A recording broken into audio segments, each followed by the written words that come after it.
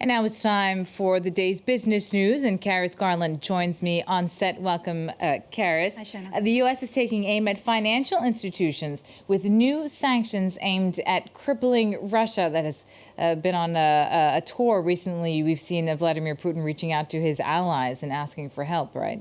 So this Friday, US President Joe Biden signed an executive order that allows for sanctions on foreign banks who, in the US's words, are supporting Russia's unlawful war effort. While Washington says the move will target small institutions that have helped Moscow circumvent Western sanctions and source critical goods and equipment for its war in Ukraine. Those banks, which according to the Treasury Department includes ones in China, Turkey and the UAE, will be denied access to the US financial system. Meanwhile, the US is also banning imports of products that originated in Russia but were transformed outside of the country, including diamonds and seafood.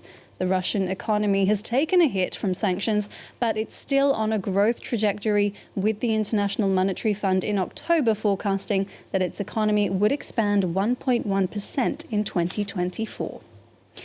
Let's take a look at how Wall Street fared this pre-Christmas week.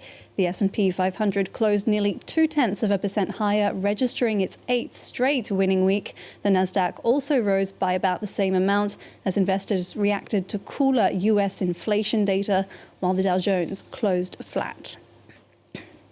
One of the world's biggest electric vehicle makers, China's BYD, will open its first production plant in Europe, pushing forward with plans for expansion on the continent despite concerns around fair competition. The new factory will be built in southern Hungary, and according to the country's foreign minister, it's expected to provide thousands of jobs. The minister also said the Hungarian government would provide financial incentives to BYD, to be revealed later. In China, the EV sector has benefited from decades of subsidies from Beijing, but the European Union this year announced an investigation into these subsidies, citing unfair competition. It's been 1 week since Argentina's new government said it would weaken the value of the currency against the dollar by 50%, and knock-on effects are already being felt by the public. The move is part of a raft of measures to shock the country's beleaguered economy back on track. Others include slashing energy subsidies, cutting down the size of government, and halting public works tenders in attempt to cut the deficit to zero. France 24's team in Buenos Aires sent us this report.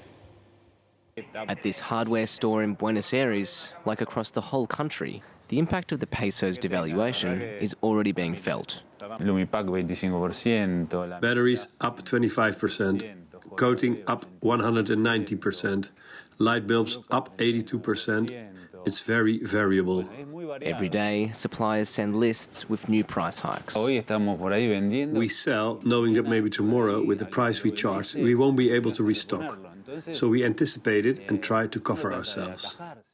With devaluation, Argentina's new government warned people would first be worse off before the situation improves, particularly concerning inflation.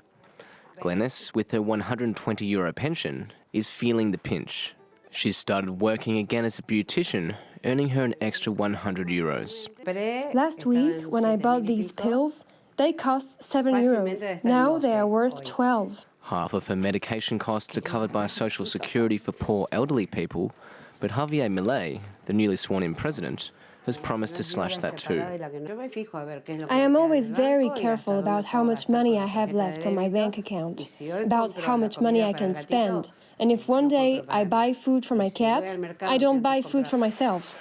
Argentina's annual inflation rate hit over 160% last month, and the government has done away with the previous administration's program to control the prices of some goods. The austerity measures have prompted some Argentinians to take to the streets in protest. And fancy seeing the ancient Acropolis without the hordes of tourists waving selfie sticks? A solution is in the works, but it will set you back €5,000. From April 1st, Greece is planning to offer exclusive guided tours of the landmark outside normal opening hours.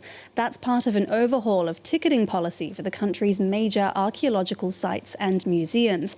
The proceeds will go towards cultural projects.